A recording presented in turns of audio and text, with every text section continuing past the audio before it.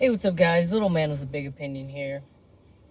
In today's video, I want you to remember the quote that I'm about to give you. And it involves firearms, but it goes along with just about everything when it comes to prepping items. Uh, but I said just about. So I'm going to explain uh, stuff that I've purchased, equipment wise for prepping. And, the original quote is I would rather, you have $2,000. I would rather the person that has a $500 gun and $1,500 in training than the person with a $2,000 gun and $0 in training. I've seen, military memes with it too. You know, the idea of the Boogaloo Boy, which I think is fitting because I'm wearing one of my favorite shirts. It's a Whataburger Magellan fishing shirt.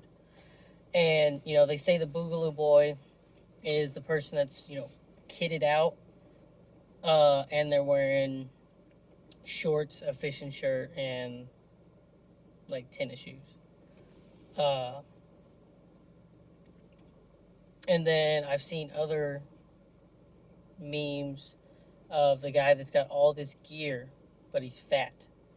Uh, he's got the expensive night vision goggles, the badass med kit, and then you've got this other guy that's wearing cargo pants, and he's just got a base AR with maybe a red dot on it or something. Uh, and so the point of this video is I've been prepping for a while. I've put money into a lot of different things. Some things work better just having the base, equipment. Other things,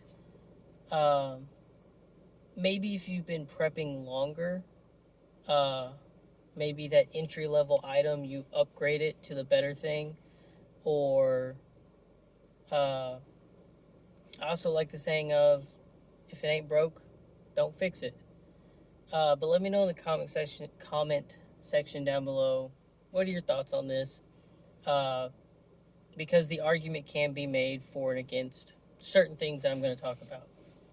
And if you like the content, then subscribe to the channel. I'm averaging 250 to 300 views a video and 148 subscribers. So it's not completely matching up, or it could be that you're sharing the video like I asked you to if you've got a friend or family member that would benefit from what we're talking about in today's video. So, one of my staple prepping items is my AR-15. Probably should have made this video at home so I could show this stuff, but we can talk about it. It is a Ruger AR, got it at Academy for $500. I think after taxes it was like $570. And since then, I've put a red dot on it that is good for about 150, 200 yards, at least with my eyesight. If you've got better eyesight and a better place to go shooting, you could, do better work with it. I put a Magpul stock and pistol grip on it, and I bought the cheapest quad rail because a friend of mine gave me a Magpul grip that was originally on an airsoft gun. Other than that, I don't have the fancy, no lubricant lower. I don't have a chrome or nickel bolt carrier group or a fancy charging handle. In most regards, it's basically the standard issued M4 without the full auto or burst option. It's a very stock firearm that I bought it at 19, shortly after I was legally able to buy it. First gun I got was a 1022, and I still stand by owning a 1022. At this point, I have spent more money on ammo than I have inside of that gun. I've probably doubled or tripled. Uh, there were some cheaper options, like getting, uh, I'm trying to think of the brand now. It's like I think it's Anderson Mill or Anderson Receivers, one of those two. But there were some cheaper options, and as long as I take care of it, the gun will last darn near forever. I've the only other extra money I've put into it is I do have a secondary bolt carrier group that I purchased with a 300 blackout upper, a couple extra firing pins, and a extra buffer spring because those actually do wear out pretty quickly. Uh, but more of my money has gone into using the firearm, whether it's for static shooting, um, almost three gun style shooting, and hunting with it than the appearance of the firearm. Um, I know several people that get their stuff Cerakoted, lasers and lights and all this different stuff. But as long as you're efficient with what you have, it doesn't have to be, diamond plated or gold plated, diamond studded, which I know that is pretty extreme, and most of us probably don't have money for that anyway. But the point I'm trying to make is, you know, it's better to have the time and practice in with your equipment than having over the top super fancy equipment. My over the top super fancy equipment is, as much as I, trust and rely on my AR, I'm transitioning to my M1 carbine. Um, and it's going to be iron sights, wood stock. I mean, it won World War II along with the M1 Grand. So, pros and cons for everything. But same can be said for if you just got an SKS, or a Mini 14 or anything like that. Our technology is so advanced, uh, and at least here in the United States, most of our military doesn't train with the full auto function anyway. In a lot of regards, we are their equal when it comes to, performing the training, having the equipment.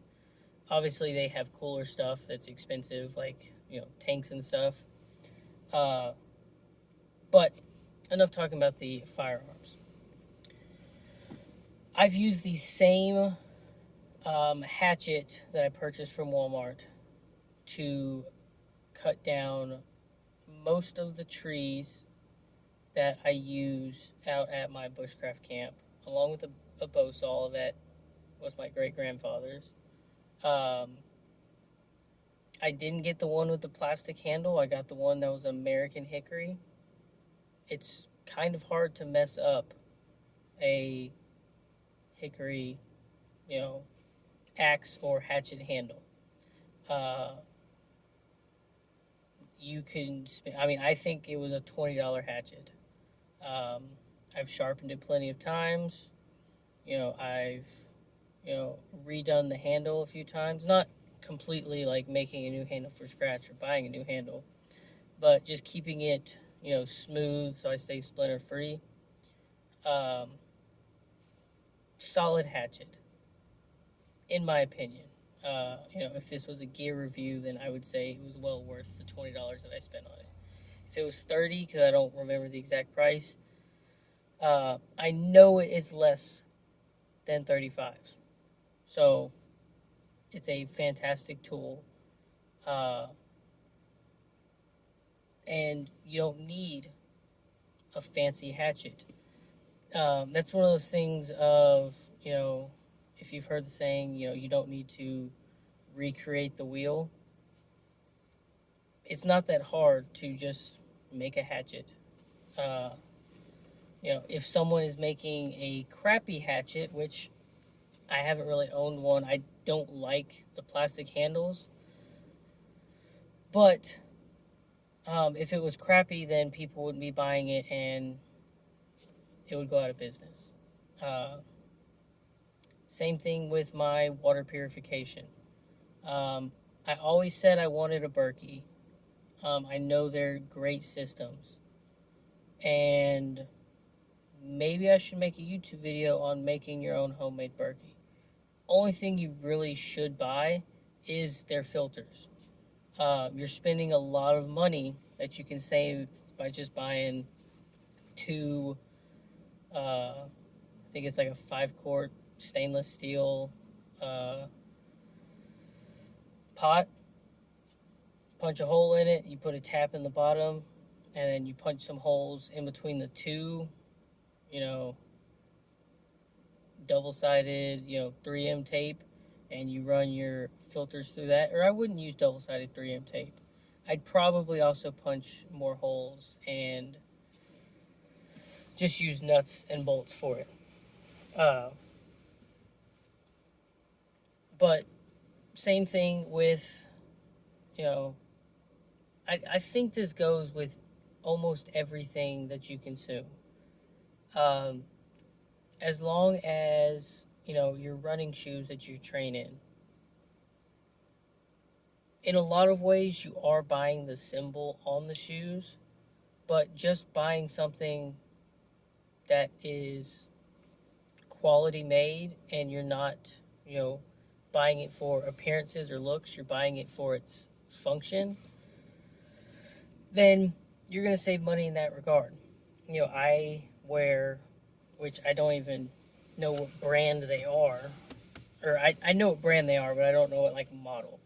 Just Merle hiking shoes.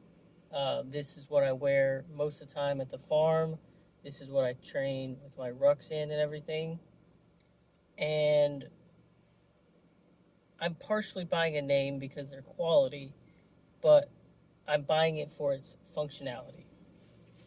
Because, going back to the idea of the hatchet, um, most people make their steel the same way, they temper it the same way. Um, Unless someone's got a fancy American hickory tree that they're making their handles out of, then hatchet's a hatchet. Uh, when you're storing your, rice and beans and stuff, I've started using the plastic square 5-gallon buckets that I get my cat litter in. You just need a hard plastic. Uh, it doesn't have to be fancy. Uh, I'm going to probably, get a debate going in the comment section.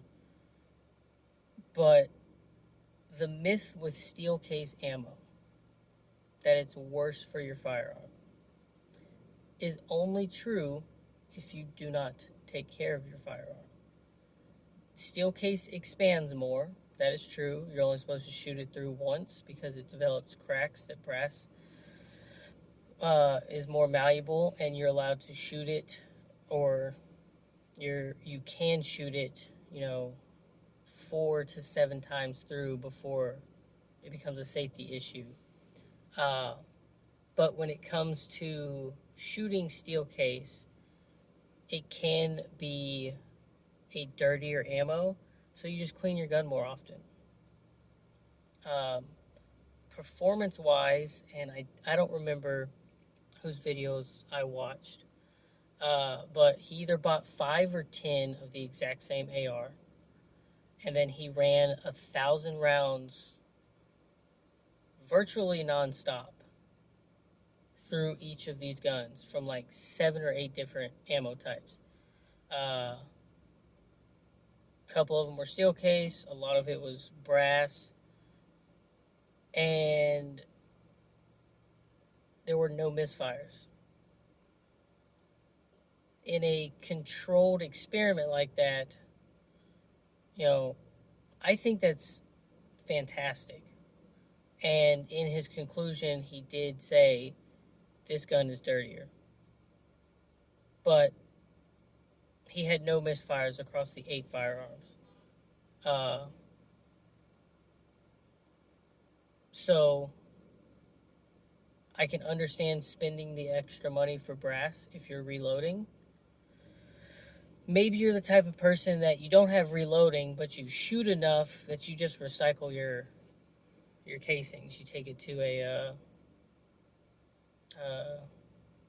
recycle yard, or you've got a buddy and you save it for him and he reloads it, or he buys it off you. Whatever. Uh, Point is, function.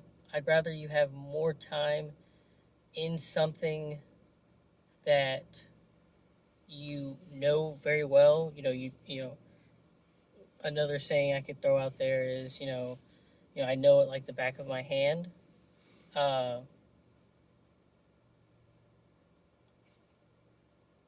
Fancy matches. I'm just going to throw this one out there. I can understand you wanting to have waterproof matches or strike anywhere matches, but if you're trained, you can get a fire going in most situations. So, what I would tell you is, instead of buying the fancy matches and spending extra money, you train yourself to light a fire in any condition. Um, Now, thinking it was a Jack London book. Or it might have been just a Jack London short story. But the guy up in the north, roaring blizzard, he only had some matches. He ended up freezing to death, and that wasn't the whole point of the story. It was more, the process of, desperation and hope, and, I didn't do great in English. Uh, but uh,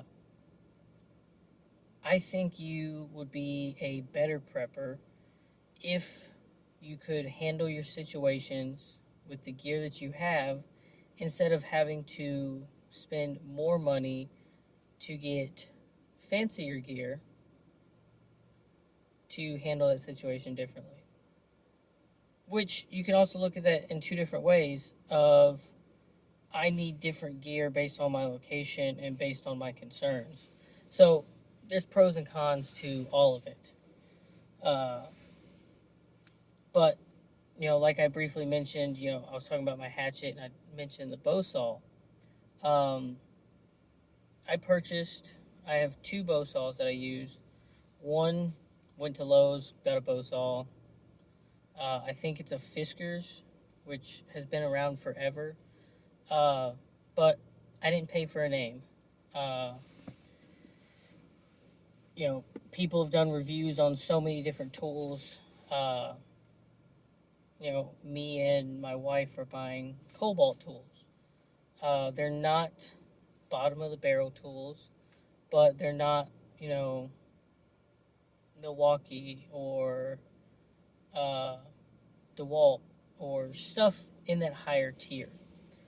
Uh, a drill is a drill, and as far as I'm concerned, and based off of reviews and specifications, it's going to do the same thing that the other one does for just about as long as it does, and it doesn't cost as much. So, if you're new to prepping, then, I don't think what are the words that they're using today? Clout, which it's basically, it's showing off. It's, uh, you know,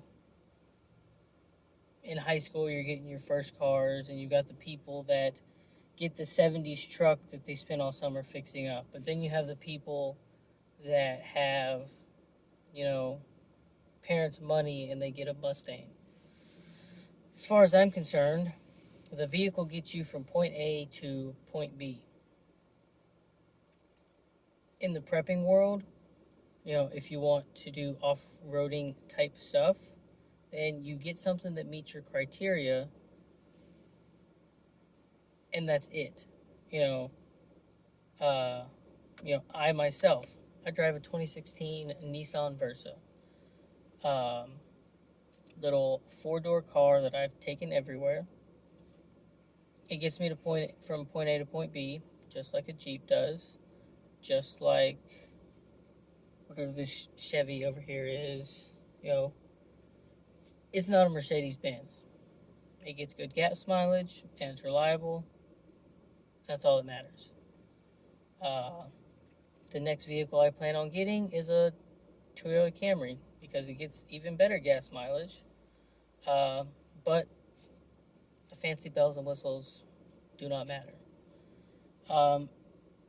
And that's the type of approach that you should take when it comes to prepping. And that leads me to my last point of some items, because of their functionality, because of their sturdiness, because of their ease to access, you are going to pay more. You know, going back to firearms,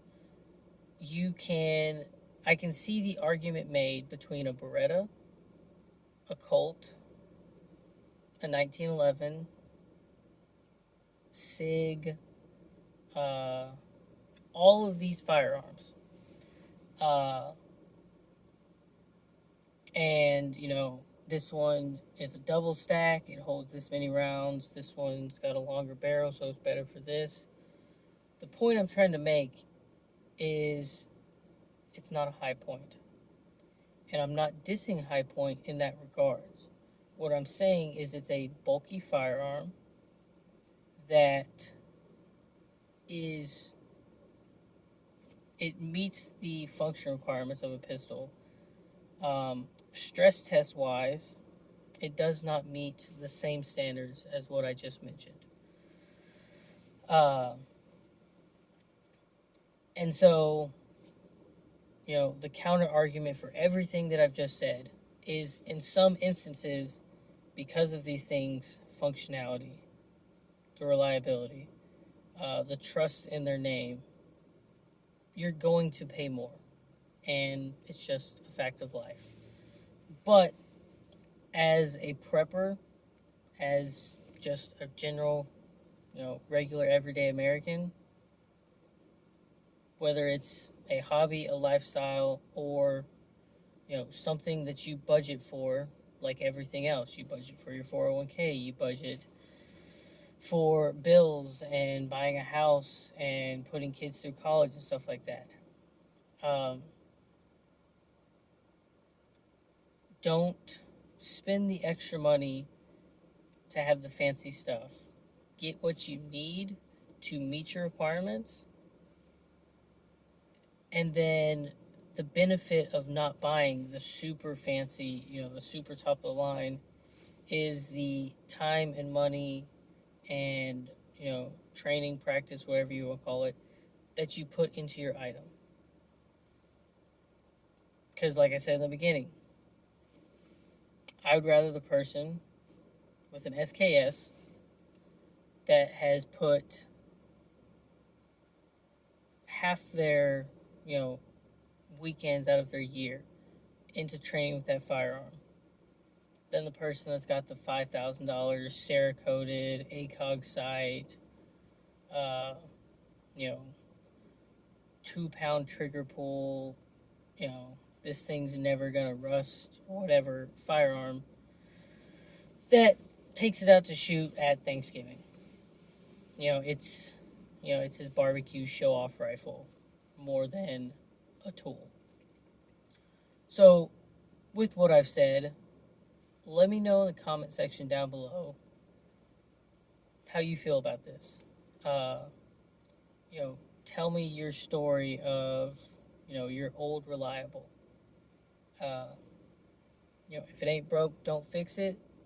It doesn't have to be pretty. Just got to get the job done. That mentality. And with that, if you would like me to start doing gear reviews for stuff that I have, then I will. But at this stage of, the channel, and it's something I've never thought about, I don't get any, you know, sponsorship from the stuff that I purchase. I can tell you stuff that I've bought that I prefer less than other stuff. I can tell you stuff that I love to death. And, I'll just give my honest opinion on stuff that I use when it comes to prepping. And with that, I'll say it again. Like the video if you learned something. Share the video with a friend or family member if you feel like they would learn something. Subscribe to the channel. If you like what I'm doing with my channel and you'd like to see more of my content, then hit the bell notification icon, because you never know what part of the day I'll release my videos. And with that, I'll catch you in the next one.